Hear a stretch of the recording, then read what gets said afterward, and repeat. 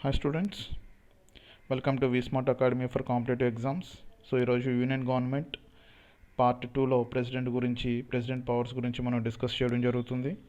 So ఒకసారి మనం president powers చూసినట్టయితే ఈరోజు executive powers, legislative powers, financial powers, judicial powers, emergency powers and miscellaneous powers వీటి గురించి మనం డిస్కస్ చేస్తాము. Let's start executive power. So first executive power నుండి మనం స్టార్ట్ చేస్తే ఎగ్జిక్యూటివ్ అంటే అర్థం ఏంటి అంటే లా ఇంప్లిమెంటేషన్ బాడీ, లెజిస్లేటివ్ అంటే లా మేకింగ్ బాడీ, ఇక్కడ ఎగ్జిక్యూటివ్ పరిపాలన అని చెప్తాము. ఈ పరిపాలన కింద ఏమేమి వస్తాయంటే ఎగ్జిక్యూటివ్ కింద ఏమేమి వస్తాయంటే మేజర్గా సో ఈ ఫస్ట్ పాయింట్లో మనం అపాయింట్మెంట్స్ గురించి చూస్తాము. సో ఎవరెవరిని అపాయింట్ చేస్తాడు అంటే president, prime minister and other ministers, attorney general, attorney general and controller and auditor general of India and chief election commissioner and commissioners, chairman and members of the Union Public Service Commission, governor of state, chairman and members of the finance commission. వీళ్ళందరినీ ఎవరు appoint చేస్తారు అంటే president appoint చేస్తాడు. So వీళ్ళందరినీ ఎవరు appoint చేస్తారు? President appoint చేస్తారు. So next second పాయింట్కి వచ్చేటప్పుడు he can seek any information relating to the administration of affairs of the union. అంటే సెంట్రల్ గవర్నమెంట్కి సంబంధించిన ఏ ఇన్ఫర్మేషన్ అయినా ఎప్పటికప్పుడు ప్రైమ్ మినిస్టర్ దగ్గర నుండి ప్రెసిడెంట్ అదే ప్రెసిడెంట్ తెప్పించుకుంటూ లేదా అడగడం కానీ లేదా తెప్పించుకోవడం కానీ జరుగుతూ ఉంటుంది. Next he can appoint A commission to investigate in to the schedule caste, schedule tribe and other backward classes. So he can appoint A commission.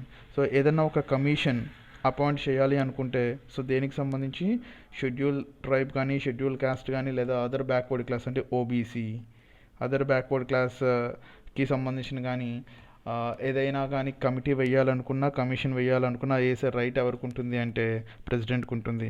So next you can appoint inter state council to promote centre state or inter state cooperation.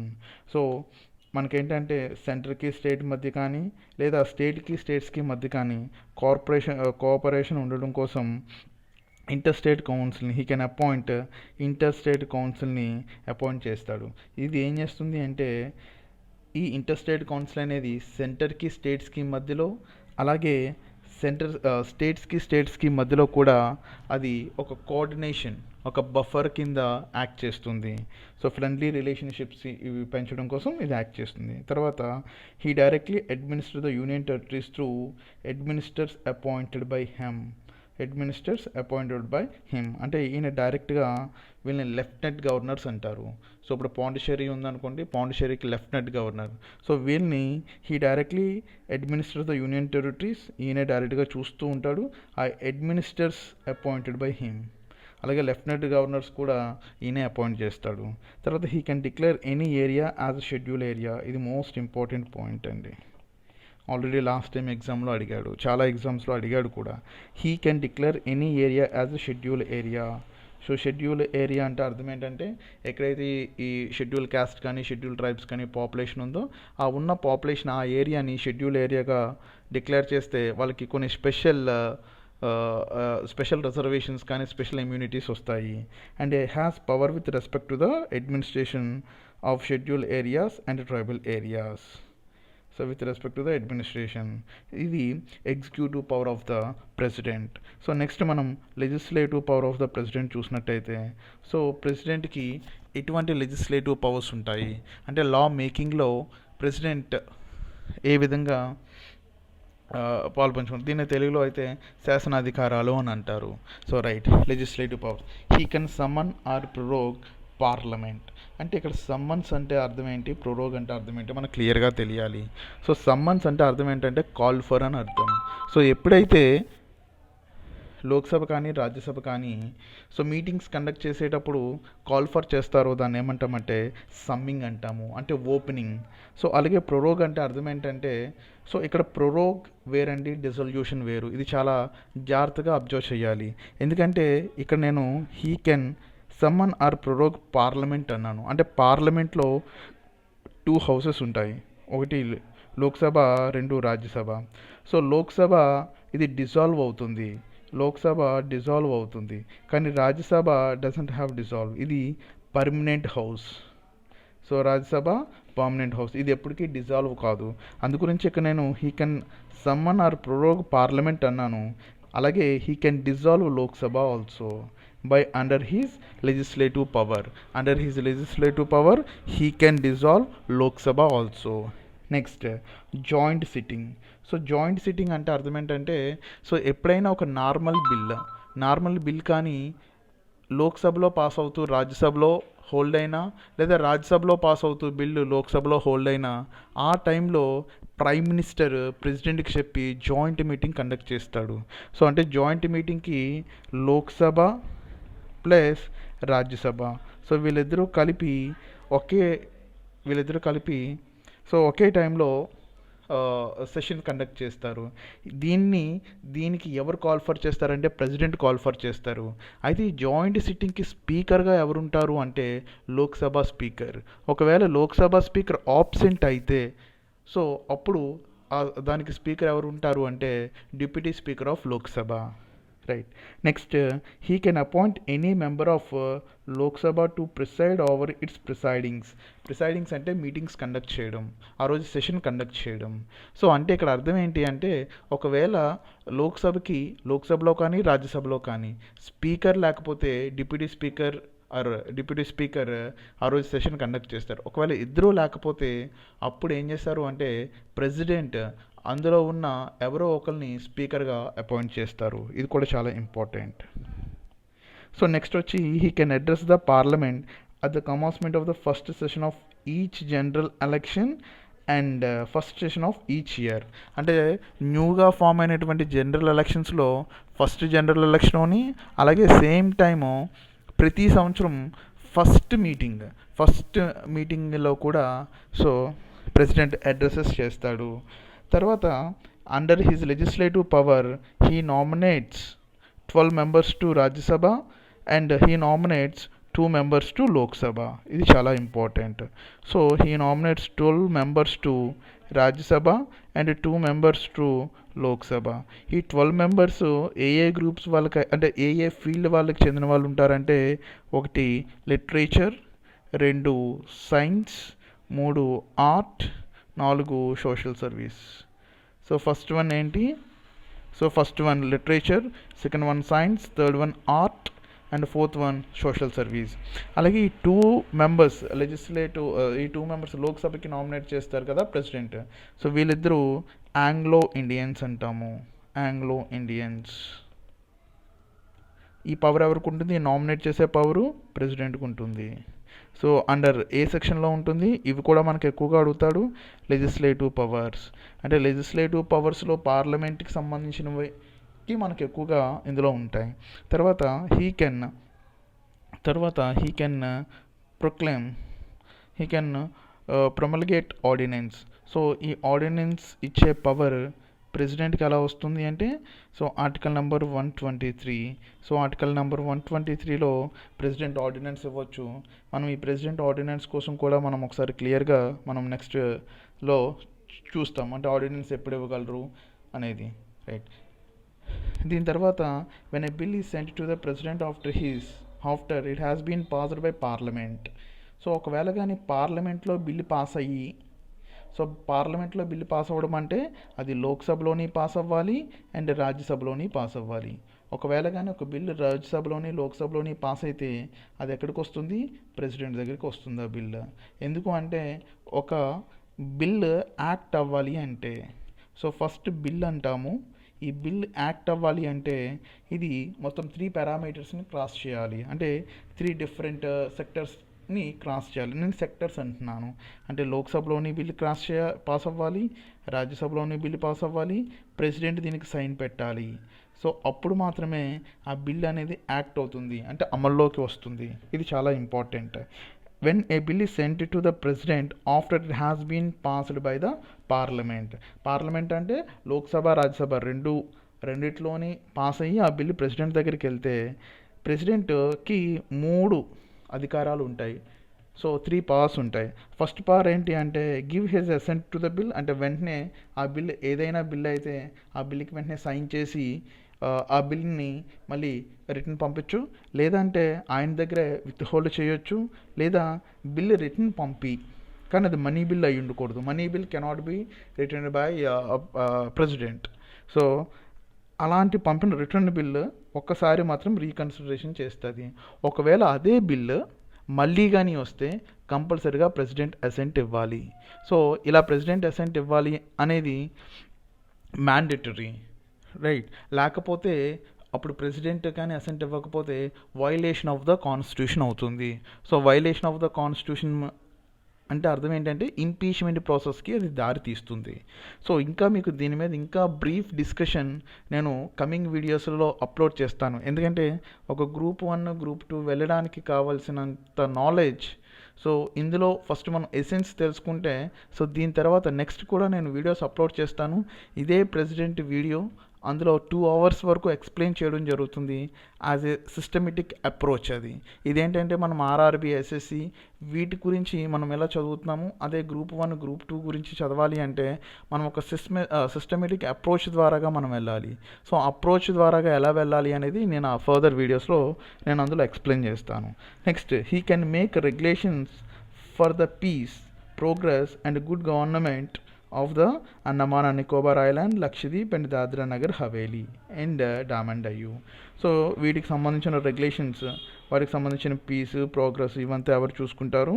So president చూసుకుంటాడు under legislative power, right. Next power వచ్చేసి finance power. So ఈ financial power వచ్చేసప్పటికి most important financial పవర్లో a money bill can be introduced in the parliament only with his prior recommendation. అంటే దీని అర్థం ఏంటి అంటే దీని వెనకాల చాలా స్టోరీ ఉంటుందండి. మనీ బిల్ అనేది మనం ఓన్లీ లోక్సభలో మాత్రమే ప్రవేశపెట్టగలం. So money bill can be introduced only in the Lok Sabha. కానీ ఇక్కడ నేను ఇంట్రడ్యూస్ అంటున్నాను. సో ఫస్ట్ మనీ బిల్ ఎక్కడ ఇంట్రడ్యూస్ చేయగలం అంటే ఎక్కడ మనీ బిల్ని ఇనిషియేట్ చేయగలము? సో ఇనిషియేట్ ఎక్కడ చేయగలము అంటే లోక్సభలో మాత్రమే. లోక్సభలో ఆ మనీ బిల్ పెట్టక ముందు దాన్ని కంపల్సరీగా ప్రెసిడెంట్ దగ్గరికి పంపించి ప్రెసిడెంట్ పర్మిషన్ తీసుకున్న తర్వాతే ఆ బిల్లుని మనం లోక్సభలో ప్రవేశపెడతాము. అయితే మనీ బిల్ అనేది రాజ్యసభకు వెళ్ళదా అంటే మనీ బిల్ అనేది రాజ్యసభకు వెళ్తుంది, కానీ రాజ్యసభకి ఆ మనీ బిల్ మీద ఓటింగ్ వేసే అధికారం ఉండదు. So Rajya Sabha doesn't have right to vote on that bill. Only Rajya Sabha can give recommendations. So Rajya Sabha ఆ బిల్లు మీద రికమెండేషన్స్ మాత్రం లోక్సభకి ఇవ్వగలదు. ఒకవేళ లోక్సభ దాన్ని యాక్సెప్ట్ చేయొచ్చు, లేదా దాన్ని యాక్సెప్ట్ చేయకపోవచ్చు, రైట్. సో తర్వాత he causes to let before the parliament and annual financial statement, that is budget. So budget ఇచ్చే ముందు కూడా ఫస్ట్ అది ప్రెసిడెంట్ దగ్గరికి వెళ్తుంది, ప్రెసిడెంట్ ద్వారాగా అది పార్లమెంట్కి వస్తుంది. No demand for a grant can be made except his recommendations. అంటే కన్సాలిడేటెడ్ ఫండ్ ఆఫ్ ఇండియాలో నుండి మనీ డ్రా చేసినప్పుడు సో కంపల్సరీగా కన్సాలిడేటెడ్ ఫండ్ ఆఫ్ ఇండియాలో నుండి మనీ డ్రా చేసినప్పుడు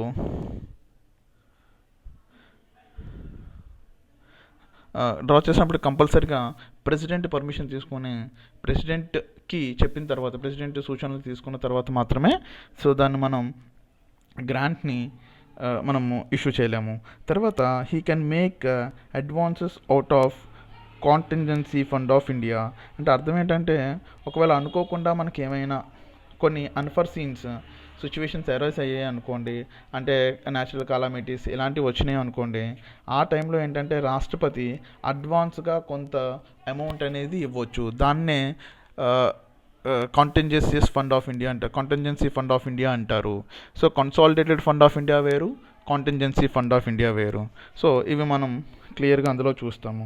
తర్వాత he can make he constitute a finance commission after every 5 years.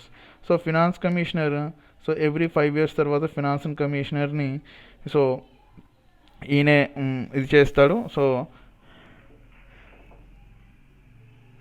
5 yearsకి ఒకసారి ఈ ఫినాన్షియల్ కమిషనర్ని అపాయింట్ చేస్తాడు. సో దానికి సంబంధించిన revenue distribution of revenue between centre and state, so అది కూడా ఆ ఫినాన్స్ కమిషన్ చూసుకుంటుంది. Next judicial powers. He appoint the chief justice and judges of the supreme court. So supreme court chief జస్టిస్ని కానీ and supreme court జడ్జెస్ని కానీ and high court chief జస్టిస్ని కానీ high court జడ్జెస్ని కానీ ఎవరు అపాయింట్ చేస్తారు అంటే ప్రెసిడెంట్ అపాయింట్ చేస్తారు. సో వీళ్ళందరినీ ఎవరు అపాయింట్ చేస్తారు? ప్రెసిడెంట్ అపాయింట్ చేస్తాడు. తర్వాత he can seek advice from supreme court of any question of law or act అండి, law or fact. Okay, he can seek any advice from supreme court or any question of law or fact. అంటే ఈయనకి ఏదైనా కానీ లాకి సంబంధించిన దాంట్లో కానీ constitution సంబంధించిన కానీ ఇన్ఫర్మేషన్ కావాలి అంటే he can ask to supreme court. అది నేను సుప్రీంకోర్టులో చెప్తాను. మళ్ళీ సుప్రీంకోర్టుకి టూ డిఫరెంట్ అథారిటీస్ ఉంటాయి. సో ఒక అథారిటీలో సుప్రీంకోర్టు కంపల్సరీగా ఇవ్వాలి, ఒక అథారిటీలో ఇవ్వకపోయినా పర్వాలేదు. Right, he can grant pardons. ఈ పారడైన్ పవర్స్ ఏంటి అండర్ ఆర్టికల్ నెంబర్ 72. సో 72లో పారడైన్ పవర్స్ ఏ విధంగా ఉంటాయి? సో ఇవన్నీ మనం ఒకసారి చూస్తాం, ఎందుకంటే పారడైన్ పవర్స్ చాలా చాలా ఇంపార్టెంట్. సో పారడైన్ పవర్స్ మనం ఒకసారి చూసినట్టయితే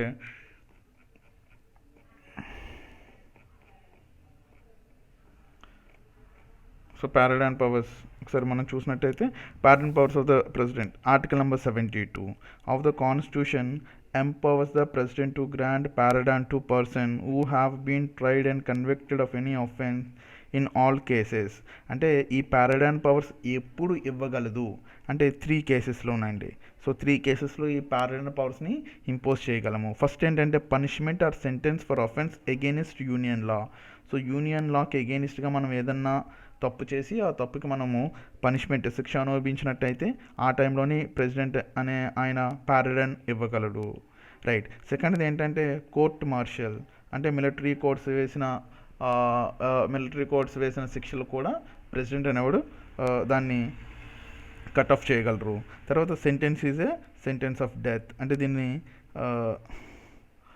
డెత్ సెంటెన్స్ అంటాం కదా. సో డెత్ సెంటెన్స్ వేసినా కూడా, సో డెత్ సెంటెన్స్ ఇండియాలో రద్దు చేసే అధికారం, అబాలిష్ చేసే అధికారం ఒకరికి మాత్రమే ఉంటుంది, అది president has only authority to abolish the death sentence. ఇది చాలా ఇంపార్టెంట్. సో నెక్స్ట్ ఈ పారడైన్లో 5 టైప్స్ ఆఫ్ పారడైన్ పవర్స్ ఉంటాయండి. ఫస్ట్ పారడైన్, తర్వాత కమ్యూటేషన్, తర్వాత రెమిషన్, తర్వాత రెస్పైట్, తర్వాత రిప్రైవ్. సో పారడైన్ ఈ మీనింగ్స్ ఎక్కువగా మనకు అడుగుతాడు. మీనింగ్స్ చాలా ఇంపార్టెంట్. పారడైన్ అంటే అర్థం ఏంటి అంటే రిమూవ్. సో పారడైన్ అంటే అర్థం ఏంటంటే రిమూవ్. కమ్యూటేషన్ అంటే అర్థం ఏంటి అంటే సబ్స్టిట్యూషన్. సో సబ్స్టిట్యూషన్ ఇవి చాలా ఇంపార్టెంట్. మ్యాచ్ ద ఫాలోయింగ్లో ఎక్కువగా అడుగుతున్నాడు ఈ మధ్య. రెమిషన్ అంటే అర్థం ఏంటంటే రెడ్యూసింగ్. రెస్పైట్ అంటే అర్థం ఏంటంటే లెస్సర్ సెంటెన్స్. అలాగే రిప్రైవ్ అంటే అర్థం ఏంటి అంటే holding a execution of A sentence ఉంటుంది. రైట్, ఇక్కడ పారడైన్ అంటే it removes both the sentence and conviction. అంటే ఆ రెండింటినీ తీసేయచ్చు, లేదా completely observe the convict from all sentences, punishments and disqualifications. అంటే శిక్షను మొత్తాన్ని తీసేయచ్చు, లేదా డెత్ సెంటెన్స్ని కొన్నే తీయొచ్చు. అంటే it removes both the sentence and conviction. తప్పుని తీసేయచ్చు, వేసిన శిక్షను కూడా తీసేయచ్చు. సో ఈ ఎక్కువగా పారడైన్ డెత్ సెంటెన్స్ని కూడా రద్దు చేసే అధికారం ఉంటుంది. దాన్ని పారడైన్ అంటాము. ఈ పారడైన్ పవర్ అనేది ఈ డెత్ సెంటెన్స్ని రద్దు చేసే అధికారం ఓన్లీ ఇండియాలో ఎవరికి ఉంటుంది అంటే ప్రెసిడెంట్కి మాత్రమే ఉంటుంది. ఒకవేళ కంపిటేషన్ అంటే అర్థం ఏంటంటే denote substitution of one form of punishment. అంటే ఎక్కువగా ఈ substitution of one form of punishment ఎలా ఉంటుంది అంటే ఇది హయ్యర్ ఫార్మ్ ఆఫ్ పనిష్మెంట్ నుండి లోయర్ ఫార్మ్ ఆఫ్ పనిష్మెంట్కి తగ్గించబడుతుంది. అంటే అర్థం ఏంటి అంటే లైఫ్ రిగ్రెసివ్ ఇంప్రెస్మెంట్ నుండి ఒక 10 days రిగ్రెసివ్ ఇంప్రెస్మెంట్కి తగ్గించబడుతుంది. అంటే సబ్స్టిట్యూట్ చేయబడుతుంది. A death sentence may be commuted rigorous imprisonment. అంటే డెత్ సెంటెన్స్ని తీసేసి రిగ్రెసివ్ ఇంప్రెస్మెంట్ వేయొచ్చు, లేదా రిగ్రెసివ్ ఇంప్రెస్మెంట్ని తీసేసి సింపుల్ ఇంప్రెస్మెంట్ చేయొచ్చు. రైట్, దీని తర్వాత రెమిషన్ అంటే రెడ్యూసింగ్. సో రెడ్యూసింగ్ అంటే అర్థం ఏంటంటే it implies reducing the period of sentence without changing its character. అంటే సపోజ్ ఇప్పుడు 10 ఇయర్స్ రిగ్రెసివ్ లైఫ్ ఇంప్రూవ్మెంట్ వేసారనుకోండి, దాన్ని 5 ఇయర్స్ లైఫ్ ఇంప్రూవ్మెంట్ అంటే రిగ్రెసివ్ లైఫ్ ఇంప్రూవ్మెంట్కి, సో దాన్ని ఒక్కదాన్నే మనము రెడ్యూస్ పీరియడ్ ఆఫ్ సెంటెన్స్ మాత్రమే చేయగలము, రైట్. అలాగే రెస్పైట్ అంటే అర్థం ఏంటంటే లెస్సర్ సెంటెన్స్. సపోజ్ నేను ఒక తప్పు చేశాను, ఆ తప్పుకి నాకు లైఫ్ ఇంప్రెస్మెంట్ వేశారు. సో నాకు ఫిజికల్లీ హ్యాండిక్యాప్ని కానీ లేదా ప్రెగ్నెంట్ ఉమెన్ కానీ అయితే, సో అప్పుడు మనకి ఆ లైఫ్ ఇంప్రెస్మెంట్ 10 ఇయర్స్కో 5 ఇయర్స్కో 6 ఇయర్స్కో తగ్గించబడుతుంది. తర్వాత రిప్రైవ్ అంటే ఏంటంటే it implies a stay of the execution of a sentence, especially that of death sentence, అంటే కొన్ని రోజుల పాటు. It propose to enable the convict to have time to seek pardon. ఇది చాలా ఇంపార్టెంట్. మెర్సీ పిటిషన్ అంటారు కదా, అదే అండి. Or the commutation from the president, ఈ కమ్యూటేషన్ ఫ్రమ్ ద ప్రెసిడెంట్కి వెళ్తాడు, right. Next diplomatic powers. So diplomatic powers అంటే international treaties and agreements are negotiated and concluded on behalf of the parliament, on behalf of the president. అంటే ఏ international treaties అయినా agreements అయినా ఎవరి పేరు మీద జరుగుతాయి? ప్రెసిడెంట్ పేరు మీద జరుగుతాయి, మోస్ట్ ఇంపార్టెంట్. సో తర్వాత military powers. He is the supreme commander of the defence forces of India. So ఇండియాలో డిఫెన్స్ ఫోర్సెస్కి సుప్రీం కమాండర్ ఎవరండి? ఇండియాలో supreme commander of the defence forces president. So ఈయన ఏం చేస్తాడు? చీఫ్స్ అందరినీ, army chief, air force chief, navy chief, వీళ్ళందరినీ ఎవరు appoint చేస్తారు అంటే ప్రెసిడెంట్ అపాయింట్ చేస్తాడు. అలాగే emergency powers. National emergency under article 352, presidents rule under article 356, financial emergency under 360. ఈ మూడు ఎవరు ఇంపోజ్ చేస్తారు? సో ప్రెసిడెంట్ ఇంపోజ్ చేస్తాడు. వీటిలో మనం ఆల్రెడీ సపరేట్ యూనిట్లో నేర్చుకుంటాము. నేషనల్ ఎమర్జెన్సీ 3 గ్రౌండ్స్లో మనం ఎలా చేయాలి ఏంటి అనేది మనం ఆ పర్టికులర్ లెసన్లో చూస్తాము. తర్వాత ordinance powers. So ordinance powers చాలా ఇంపార్టెంట్ అండి, ఎందుకంటే ordinance. So according to article number 123 of the constitution empowers the president to promulgate ordinance during the recess of parliament. Recess అంటే అర్థం ఏంటి అంటే, రెసిస్ అంటే మీనింగ్ ఏంటి అంటే పార్లమెంట్ హాలిడే టైంని, అంటే రెండు సెషన్స్ మధ్యలో సెషన్ 1 సెషన్ 2 మధ్యలో ఉన్న ఈ టైం హాలిడే పీరియడ్ ఏమంటాము అంటే రెసిస్ అంటాము. ఈ టైం బాండ్ని రెసిస్ అంటాము. సో ఈ రెసిస్ పీరియడ్లో ఆర్డినెన్స్ ప్రెసిడెంట్ ఇవ్వగలరు. అంటే he can promulgate ordinance only when both the house of the parliament are not in session or when either of the two houses of parliament is not in session. అంటే two houses హాలిడేలో ఉన్న లేదా one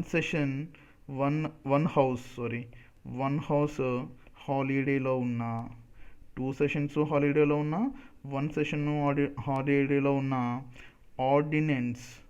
so ordinance ఇచ్చే right under 123 ప్రకారం ఎవరికి ఉంటుంది? ప్రెసిడెంట్కి ఉంటుంది. So ఇది కూడా చాలా ఇంపార్టెంట్ అనుకున్నప్పుడే మనం ఆర్డినెన్స్ ఇవ్వగలుగుతాడు president.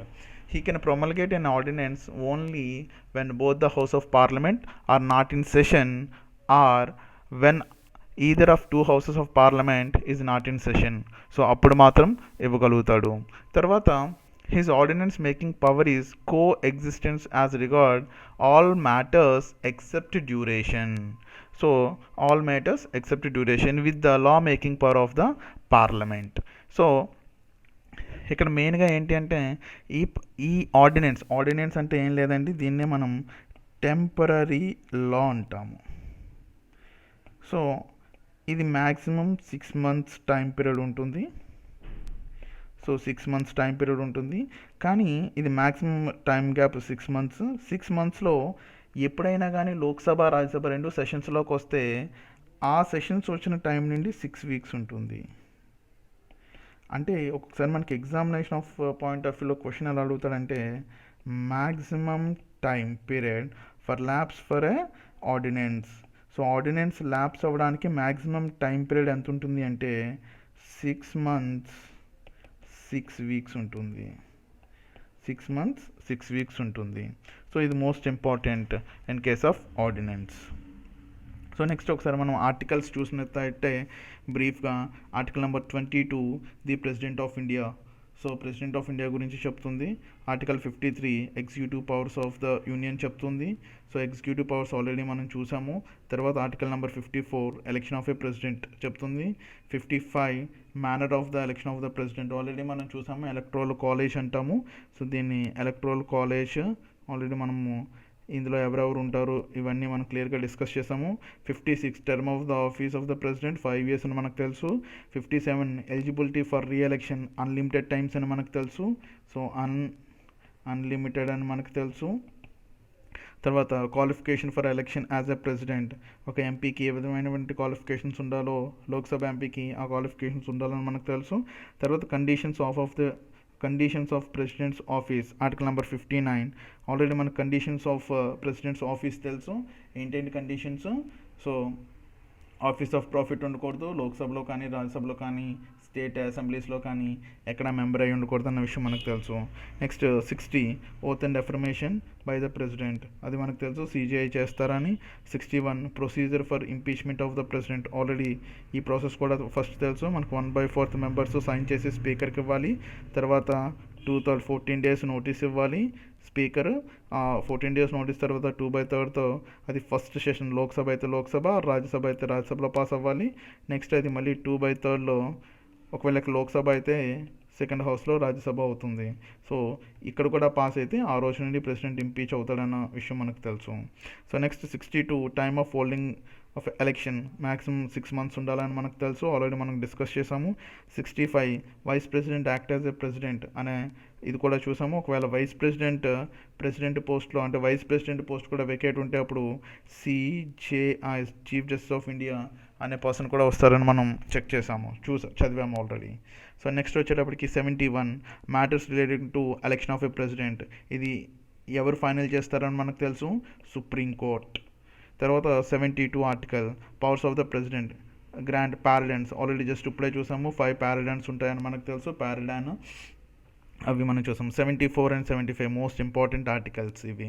Council of ministers to aid and advise of the president, అంటే ఈయన చెప్పినట్టే కంపల్సరీగా కౌన్సిల్ ఆఫ్ మినిస్టర్స్ చెప్పినట్టు ప్రెసిడెంట్ కంపల్సరీగా చేయాలి, అది ఆర్టికల్ నెంబర్ 74. అలా చేయకపోతే వైలేషన్ ఆఫ్ ద కాన్స్టిట్యూషన్ అవుతుంది. దీని గురించి మళ్ళీ నేను ఎక్స్ప్లెయిన్ చేస్తాను. So 75 other provisions as a ministers like appointments, terms, salaries etcetera. 76 attorney general, ఇది సపరేట్గా మనం చదువుతాం మళ్ళీ. 77 conduct of business of government of India. So most important ఇక్కడ 123 ఆర్డినెన్స్, రైట్. 1112 యూనియన్ బడ్జెట్, ఇది కూడా ఎక్కువసార్లు అడిగిన క్వశ్చన్. 1112 ఇది మళ్ళీ మనము గవర్నమెంట్ ఫినాన్స్ గురించి చదివినప్పుడు చదువుతాము. తర్వాత assented to bills passed by parliament 1111 and 143. So the powers of president to consult supreme court, దీని గురించి మనం ఎక్కడ బ్రీఫ్గా చదువుతాము అంటే సుప్రీం కోర్టు దగ్గర చదువుతాము. సో ఇది మన బ్రీఫ్ డిస్కషన్. ఈ రోజుతో మనకి ప్రెసిడెంట్ గురించి కంప్లీట్గా ఒక స్ట్రక్చర్, ఒక అనాలిసిస్ అంటూ తెలిసింది. సో నెక్స్ట్ వీడియోలో మళ్ళీ ఒక 30 minutes వీడియో చేస్తాను నేను. సో దీని మీద కొంచెం అడ్వాన్స్ లెవెల్లో ప్రెసిడెంట్ గురించి ఉంటుంది. సో దీని వరకు మనకి ఒక కాంపిటేటివ్ లెవెల్లో ఆన్సర్ చేయడానికి సరిపోతుంది. సో దీని తర్వాతది ఇంకొంచెం డెప్త్ అనాలిసిస్తో కంప్లీట్గా ఫస్ట్ అండ్ సెకండ్ది కలిపి కొంచెం ఫాస్ట్గా ఒక 30 minutes వీడియో చేసి నేను పెడతాను. సో నా నెక్స్ట్ పార్ట్ 3లో వైస్ ప్రెసిడెంట్ ఆఫ్ ఇండియా గురించి నేను ఎక్స్ప్లెయిన్ చేస్తున్నాను. సో ఒకవేళ కానీ మీరు మా ఛానల్ని సబ్స్క్రైబ్ చేసుకొని సో బెల్ ఐకాన్ కానీ ప్రెస్ చేసినట్టయితే సో నేను పార్ట్ 3 అప్లోడ్ చేసిన వెంటనే మీకు నోటిఫికేషన్ వస్తుంది. సో దాన్ని మీరు చూడగలుగుతారు. సో దీంతో పాటుగా మేము అర్థమెటిక్స్, రీజనింగ్ రిమైనింగ్ క్లాసెస్ కూడా అప్లోడ్ చేస్తున్నాము. సో దాని అన్నింటినీ మీరు చూడొచ్చు మా యూట్యూబ్ ఛానల్లో. Thank you and thank you very much.